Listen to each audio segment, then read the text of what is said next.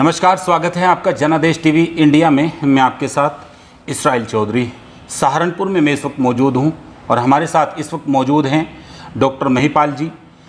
आपको बता दूं, डॉक्टर महिपाल जी भारतीय आर्थिक सेवा यानी आईईएस के अधिकारी रहे हैं। केंद्र सरकार के ग्रामीण विकास मंत्रालय से डायरेक्टर के पद से रिटायर हुए हैं और ग्रामीण अर्थशास्त्र व पंचायती राज सहित विभिन्न विषयों पर 1.5 दर्जन पुस्तकें जाने माने प्रकाशनों से प्रकाशित कर चुके हैं।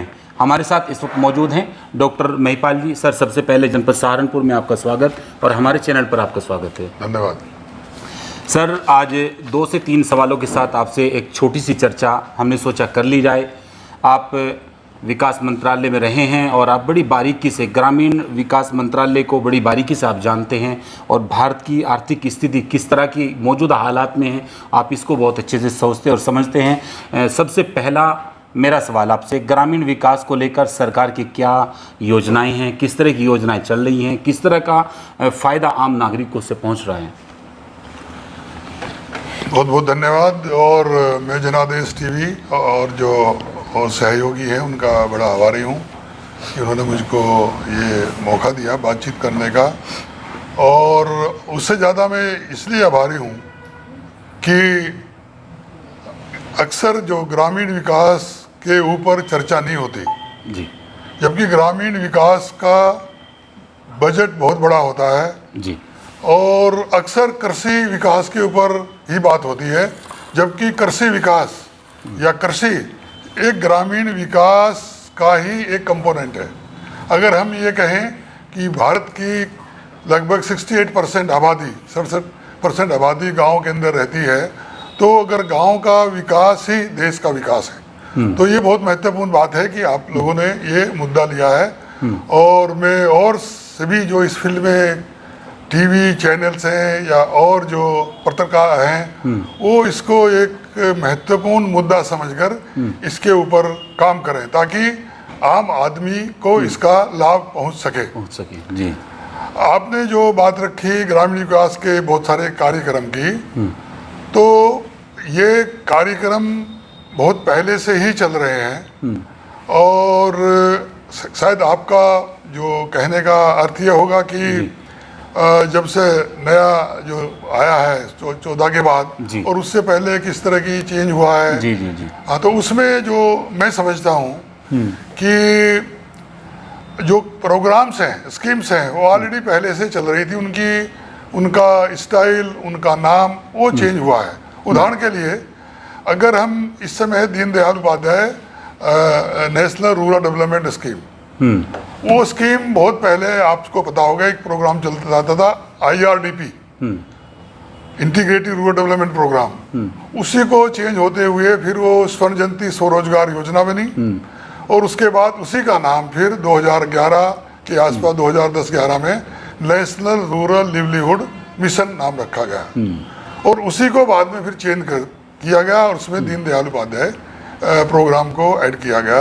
अगर हम कनेक्टिविटी की बात करें, प्रधानमंत्री ग्रामीण सड़क योजना जो बहुत ही अच्छी स्कीम है कि अगर कनेक्टिविटी है तो डेवलपमेंट है, क्योंकि ये प्रोग्राम भी 2000 से शुरू है, ये कोई नया नहीं है। सन 2000 से ये प्रोग्राम शुरू है। अगर हम और प्रोग्राम देखें, एक महत्वपूर्ण मैं बताना चाहूँगा यहाँ, जो बहुत अच्छा प्रोग्राम था जिसका नाम था श्यामा प्रसाद मुखर्जी अर्बन मिशन। जी। श्यामा प्रसाद मुखर्जी अर्बन मिशन जी। उसमें देश के अंदर 300 हर साल 100 गांव के क्लस्टर बनाने थे, जिसमें कि उसका पीछे ध्येय ये था कि जो गांव की जो शहर की सुविधा है वो गांव के अंदर हो। और वो जो अब्दुल कलाम साहब जो हमारे फॉर्मर प्रेसिडेंट रहे, उनका जो विचार था उसके ऊपर आधारित था और वो बहुत बड़ा इनोवेटिव प्रोग्राम था। लेकिन बड़े अफसोस की बात है कि इस जो बजट गया है 22-23 में, 23-24 का जो बजट गया है, उसमें उस प्रोग्राम को ही खत्म कर दिया। उसका कोई एलोकेशन ही नहीं है। मैं डॉक्टर साहब, मैं आपको यहाँ रोकना चाहूँगा, यानी पहले की और वर्तमान की योजनाओं में आप कितना अंतर देखते हैं? नहीं, कोई अंतर नहीं है इस तरह का। मैं कह रहा हूँ कि अगर कोई, मैं एक एग्जांपल लिया मैं आपको, कि अगर श्यामा प्रसाद मुखर्जी अर्बन मिशन जो प्रोग्राम बहुत अच्छा था और वो चलना चाहिए था, वही इस बजट के अंदर उसको डिलीट कर दिया, खत्म कर दिया, अभी एलोकेशन नहीं है। और जबकि अगर हम उसको इस तरह से भी देखें कि जो प्रेजेंट जो गवर्नमेंट है उसका आइडियोलॉग खुद श्यामा प्रसाद मुखर्जी थे और उन्हीं के नाम से प्रोग्राम था, और वो प्रोग्राम इतना इनोवेटिव था और वो भी अब नहीं है।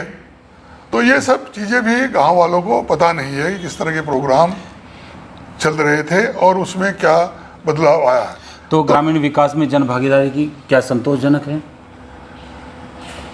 ये इनफैक्ट जो भागीदारी है, ये बहुत कुछ जो मेरा अपना अध्ययन बताता है, जहाँ पर सामाजिक जागरूकता ज़्यादा है, सिविल सोसाइटी एक्टिव है, वहाँ पर लोगों की भागीदारी ज़्यादा है, और जहाँ पर नहीं है वहाँ भागीदारी कम है। लेकिन इसके लिए अगर हम ये लें कि जो 73वां संविधान संशोधन है जो 1992 में हुआ था, जो कि 30 साल पुराना हो चुका है, उसमें यही सब बात रखी गई थी कि स्थानीय स्तर पर लोगों की भागीदारी ग्रामीण विकास के अंदर होगी। और उसमें एक धारा थी 243G, जिसमें यह कहा गया था कि पंचायतें अपने स्तर पर सामाजिक आर्थिक विकास और सामाजिक न्याय की योजनाएं बनाएंगी। और जब वो ये योजनाएं बनाएंगी, उस समय जो अनुसूची 11 है उसके अंदर जो 29 विषय हैं, जो कि कृषि, ग्रामीण विकास, ग्रामीण पावर्टी, सैनिटेशन और इरिगेशन, हेल्थ, एजुकेशन, इवन जो मेंटेनेंस ऑफ एसेट्स, वो सब का उसमें कहा गया था, उसके वो कंपोनेंट से। लेकिन अफसोस की बात यह है कि वो जो सामाजिक सोशल आर्थिक विकास और सामाजिक योजना बनाने की बात थी, वो सही मायनों में नहीं चली, और उसको बाद में आकर एक नाम दिया गया जिसको GPDP बोलते हैं, आजकल बहुत पॉपुलर है, GPDP, ग्राम पंचायत डेवलपमेंट प्लान। लेकिन वो जो मेरा अपना अनुभव बताता है कि वो एक कागजों तक सीमित है, नहीं तो जो कार्रवाई है गांव के अंदर वो जो अलग अलग प्रोग्राम के अनुसार ही चल रही है। अगर देखा जाए कि GPDP ग्राम पंचायत डेवलपमेंट प्लान बनेगी ग्राम स्तर पर, फिर क्षेत्र पंचायत स्तर पर प्लान बनेगी, फिर जिला स्तर पर प्लान बनेगी, और जो ग्रामीण प्लान ये बनी फिर इसलिए अर्बन एरिया के अंदर जो 3 तरह के हैं, नगर पंचायत है, नगर पालिका है और कॉरपोरेशन है, इनकी प्लान बनेगी अर्बन एरिया का।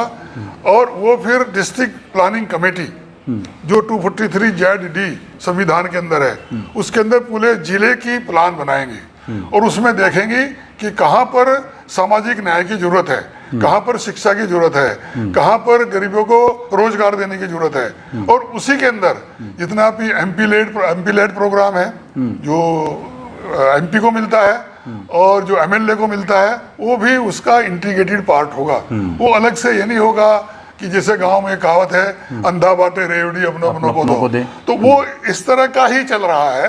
और सही मायने में जो संविधान का ध्येय था, संविधान की जो आत्मा थी, लोगों की भागीदारी के लिए, ग्रामीण विकास की उचित योजनाएं बनाने के लिए, उसमें महिलाओं की, शेड्यूल कास्ट, शेड्यूल ट्राइब की भागीदारी के लिए, वो उस तरह का नीचे स्तर पर उभर के नहीं आया। डॉक्टर साहब, आप वर्तमान सरकार के ग्रामीण विकास बजट को लेकर आप किस तरह देखते हैं?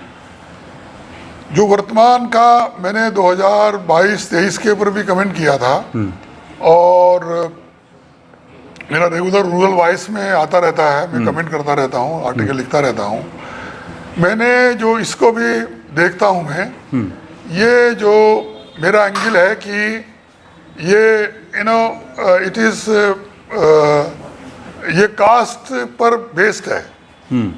कास्ट से मेरा बेस का अर्थ यहाँ पर यह है कि जो बिरादरी, जो गरीब हैं, उसमें अधिकतर schedule caste, schedule tribe, OBCs और माइनॉरिटी, वो जो लोग हैं, उनके भागीदारी के लिए, उनके विकास के लिए अगर रोजगार का जरूरत पड़ती थी, वो MG नरेगा था, जो कि MG नरेगा इतना पॉपुलर है कि जैसे कि हाउस होल्ड हर आदमी जानता है, नरेगा नरेगा, उसका भी इस बजट के अंदर एलोकेशन कम कर दिया, बहुत कम कर दिया। तो अगर हम देखा जाए तो फिर कैसे ये सामाजिक न्याय आर्थिक विकास की बात करें, तो कैसे भागीदारी होगी? इधर एक तरफ बात करते हैं कि महिलाओं का भागीदारी हो, महिलाओं को बढ़ाया जाए, लेकिन एमजी नरेगा के अंदर 30% रिजर्वेशन महिलाओं का था। जब उनका रिजर्वेशन था और उसमें पैसा कम कर दिया तो उनकी भागीदारी ऑटोमेटिकली कम हो गई। तो कैसे उनको कह सकें कि उनका विकास होगा? अब पंचायतों के अंदर महिलाओं की भागीदारी संविधान के अनुसार 1/3 थी। कुछ राज्यों ने, जैसे 20 राज्य हैं, उसमें 50% कर दिया कि महिलाओं की भागीदारी होगी। लेकिन आप ये देखो, आप सब ग्रामीण से संबंधित हैं, कि अगर महिलाएं हैं कितनी हैं जो अपने आप as a sarpanch, as a pradhan, as a pramukh, as ए अध्यक्ष काम कर रही हैं, या उनके घर वाले या उनका भाई भतीजा वो काम कर रहे हैं, और ये सबको पता है। तो कैसे भागीदारी कैसे सुनिश्चित होगी?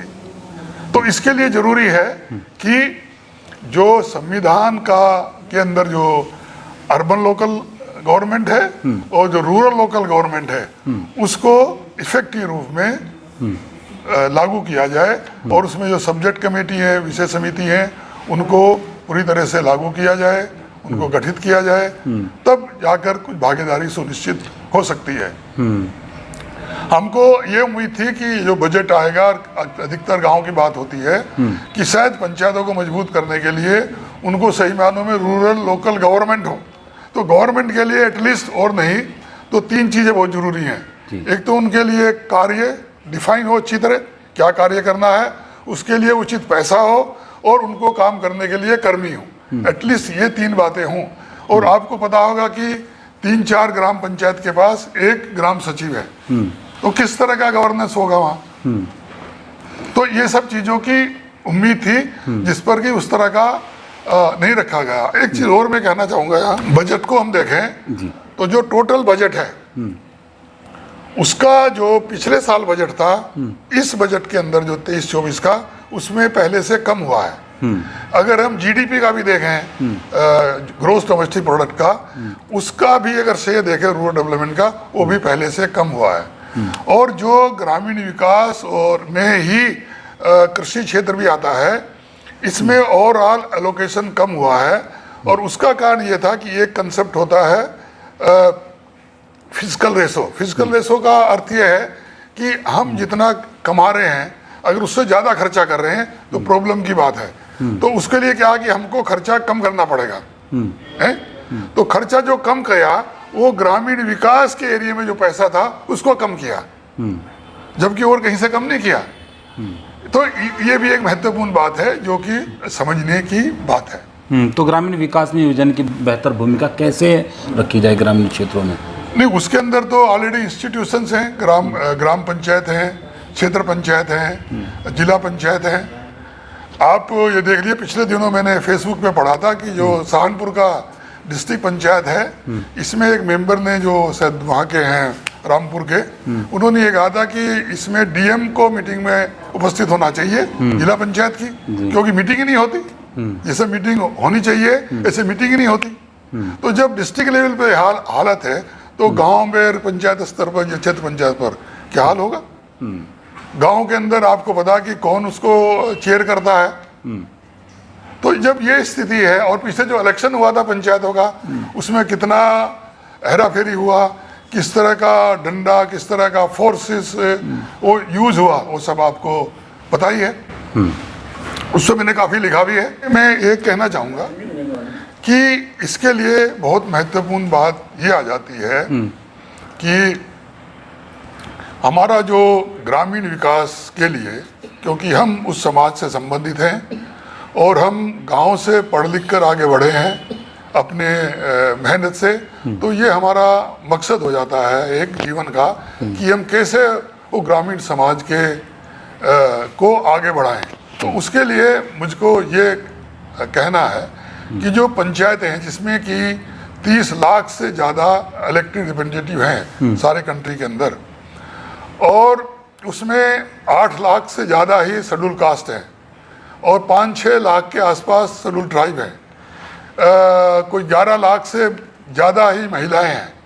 तो इतना बड़े जो है, हम ये कह सकते हैं हर गांव की हर गली में इलेक्टेड रिप्रेजेंटेटिव है, हर गली में।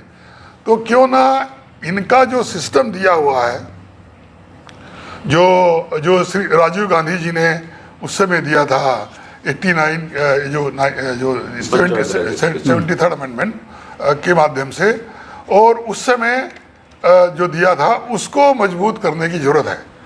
उसमें जो सिविल सोसाइटी है, जर्नलिस्ट हैं, पत्रकार हैं, और जो आप लोग हैं या और नेता हैं, वो सबको ये आगे आकर काम करने की जरूरत है कि लोग अवेयरनेस हों। अक्सर ऐसा देखा गया है कि हम जितना अगर लीडर्स हैं, जितना हम लोगों को बेवकूफ़ बना सकते हैं, जितना उनको अज्ञान रख सकते हैं, उतना ही शायद उनका ज़्यादा फायदा होता है।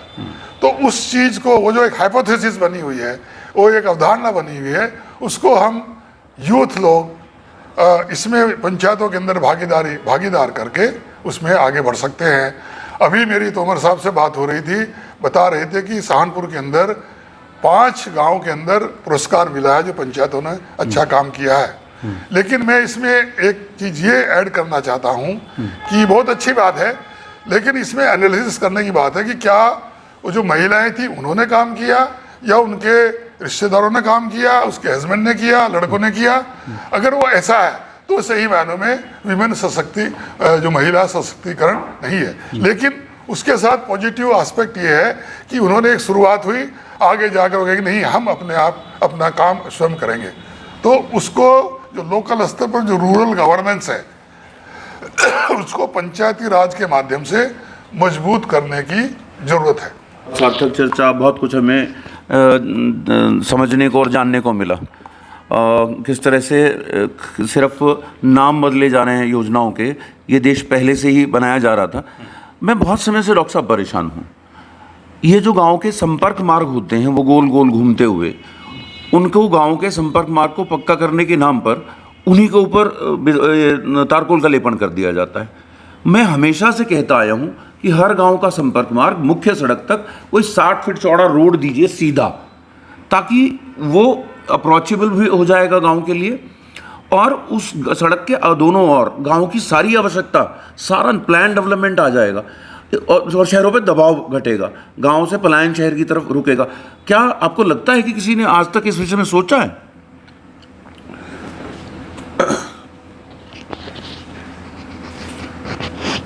नहीं, जो आपने ये मुद्दा उठाया बहुत इम्पोर्टेंट है, और यही मुद्दा अगर हम देखें जो 73rd 74th अमेंडमेंट है, और फिर डिस्ट्रिक्ट प्लानिंग कमेटी का 243 JIDD के अंदर प्लान बनाने का है, वो सब है, लेकिन उसको अमल में नहीं ला गया। अभी एक स्कीम है स्वायत्त स्कीम, जिसके अंदर गांव के अंदर कि जो उनका घर है सभी को उसको इंटाइटलमेंट दिया जा रहा है ताकि उसको यूज़ करे। कि पहले तो लाल डोरे के अंदर कोई इस तरह का नहीं था। इसके बाद ही एक और है जो कि 74th अमेंडमेंट कहता है स्पेशल प्लानिंग, SPATIAL, SPECIL नहीं, स्पेशल प्लानिंग का मतलब है स्थानिक योजना। डिफरेंट तरह की स्पेस को ध्यान में रखती है कि जहाँ पर मान लीजिए गरीब ज़्यादा है तो उसको फोकस किया जाए, जहाँ पर पूरी गांव की मास्टर प्लान बनाई जाए और उसके अंदर जो सड़क का जो आपने कहा उसका सब प्रावधान किया जाए।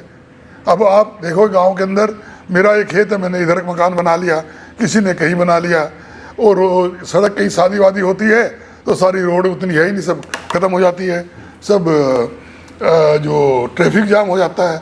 वो इसलिए ही है जो आप कह रहे हैं वो नहीं अमल में ला गया, उसको अमल में लाने की जरूरत है। डॉक्टर साहब, इसको मैं ऐसे देखता हूँ कि जो योजनाकार बैठे हैं उनका गांव से दूर दूर तक का कोई रिश्ता नहीं है, वो गांव में रह के नहीं आए हैं, इसलिए वो ना गांव का दर्द समझते हैं, ना गांव की तकलीफ समझते हैं, और ना गांव उनके लिए ज़रूरत है।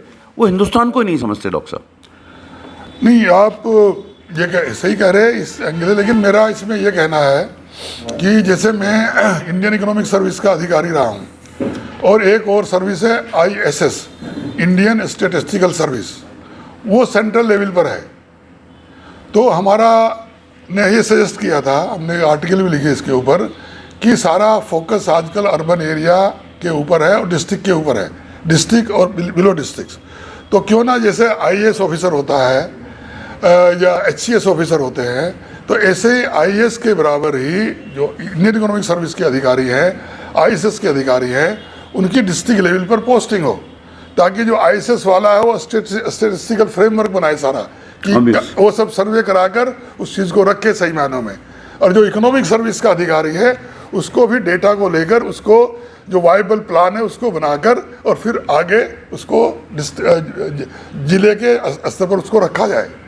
अभी एक इसमें एक और मुद्दा है, आपने ये मुद्दा छेड़ा कि हमारी एक और प्रॉब्लम्स है, वो ये है कि हमारा जो डिस्ट्रिक्ट कलेक्टर है, जिसको DM बोलते हैं, यहाँ पर कलेक्टर बोलते हैं, वो अकाउंटेबल नहीं है डिस्ट्रिक्ट लेवल पर, वो अकाउंटेबल है स्टेट लेवल पर।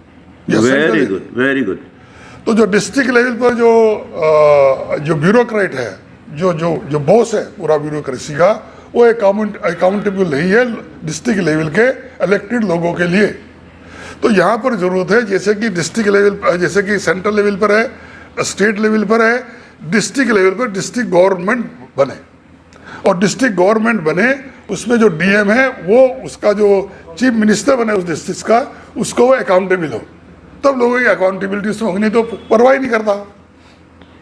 तो ये जो डिस्ट्रिक्ट लेवल पर डिस्ट्रिक्ट गवर्नमेंट बनने की जरूरत है, जिसमें कि जो ऑफिशियल्स है वो डिस्ट्रिक्ट गवर्नमेंट को अकाउंटेबल हो, स्टेट गवर्नमेंट को अकाउंटेबल नहीं हो।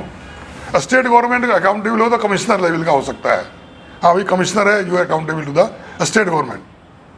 लेकिन वो उल्टा रहा है कि DM is accountable to the state. But DM is no accountable. जिला संभाल कौन रहा है? तो ये सब इसमें आमूलचूल परिवर्तन की जरूरत है, और वो जब भी संभव है जब ग्रामीण क्षेत्र में अवेकनिंग आए और सभी जो सिविल सोसाइटी है, जो इस देश को आगे बढ़ाने वाले लोग हैं सभी, वो उनमें ये अवेकनिंग आए। इसी के साथ साथ मैं ये कहना चाहता हूँ, आप कहीं और यूज़ कहना चाहता हूँ कि यहाँ पर इशू ये है कि जो पूरा फोकस है प्लान का, जो डेवलपमेंट स्ट्रेटेजी का है, वो जो कमेरा समाज है उससे उसके ओरिएंटेड नहीं है। कमेरा समाज से अर्थ यहाँ पर है जो किसान, मजदूर और हाथ का दस्तकार। तो किसान में कोई भी बिरादरी हो सकती है, आर्टिजन में कोई भी हो सकता है, लेबर में कोई भी हो सकता है, उनको फोकस में रखकर कोई स्ट्रेटेजी नहीं है। और वही समाज, वही जो गवर्नमेंट है उसी को सपोर्ट दे रहे हैं। इसका मतलब ये हुआ कि जो समाज है इसको अवेयरनेस करने की जरूरत है, वो ये समझें कि आपको कहाँ वोट देना है, आपका कौन मित्र है कौन मित्र नहीं है, कौन इस जो बहुजन समाज है इसको आगे ले जाने वाला है और कौन नहीं ले जाने वाला है। ये अगर आप वर्तमान की जो स्कीमें देख लीजिए, पूरी स्ट्रेटेजी देख लीजिए, और वो किसी और मुद्दों पर है, और लेकिन जो कोर मुद्दा है डेवलपमेंट का उस पर फोकस नहीं है। Thank you. बहुत बहुत धन्यवाद डॉक्टर साहब। ओके, तो आपने सुना डॉक्टर महिपाल जी IAS के पद पर रिटायर हुए हैं केंद्र से, और बड़ी बारीकी से भारतीय आर्थिक स्थिति को बड़ी मजबूती से जानते हैं, समझते हैं, आर्थिक मुद्दों पर अपनी बात रखते हैं। आपने सुना, और कई किताबें इन्होंने देश के हालात पर लिखी हैं, बड़े बड़े प्रकाशनों से इन्होंने किताबें लिखी हैं। तो आप इनको सुन रहे थे किस तरह से इन्होंने ग्रामीण क्षेत्र में केंद्र सरकार की तरफ से योजनाएं जो देश में चलती हैं उनके नामकरण को लेकर उनकी आर्थिक स्थिति इन्होंने बताई, मौजूदा बजट के बारे में, और निवर्तमान जो पूर्व की सरकारें रही हैं उनके बजट को लेकर, मौजूदा बजट को लेकर भी इन्होंने अपनी बात रखी। तो हमारे साथ इस वक्त मौजूद थे डॉक्टर महिपाल जी। बने रहिए हमारे साथ जनादेश TV इंडिया के लिए। मैं इसराइल चौधरी सिकंदर अली के साथ सहारनपुर से। नमस्कार।